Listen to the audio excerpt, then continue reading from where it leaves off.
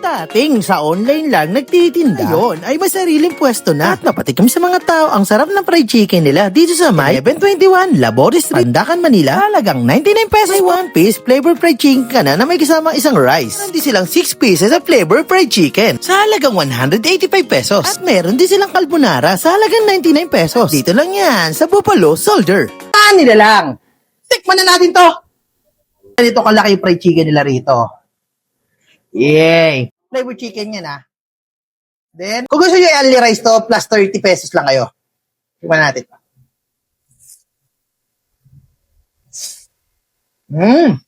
Ang juicy. Naman yung ganyan kakapal niya, no? Lasa ng flavor chicken niya. Nanunuot talaga.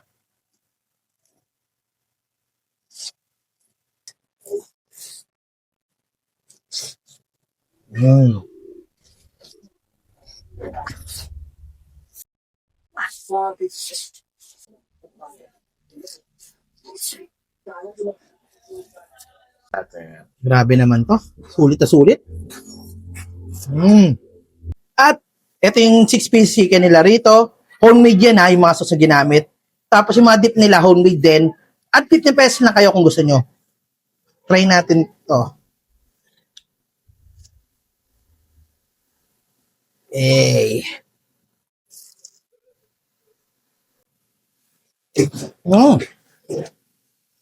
Panalo.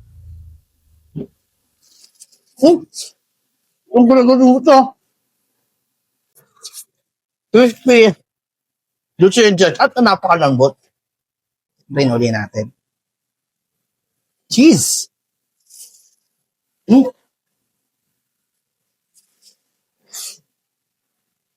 Tanggal agad yung sa sobrang lambot.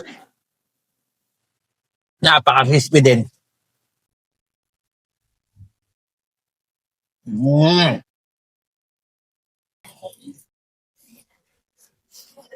Open pala sila rito ng 1 p.m. hanggang 11 p.m. ng gabi.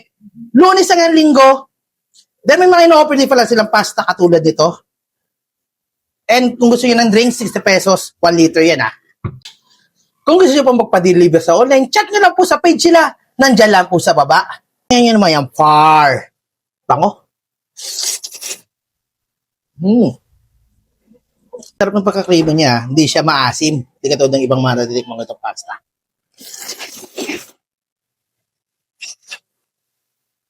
Dahil ito, napakasarap at napakasulog yung mga food sila. Kung naghahanap kayo ng mga pamormang damit, quality ang tela, at astig ng mga design, mag-order na kayo sa Nocturnal MLL sa page nila.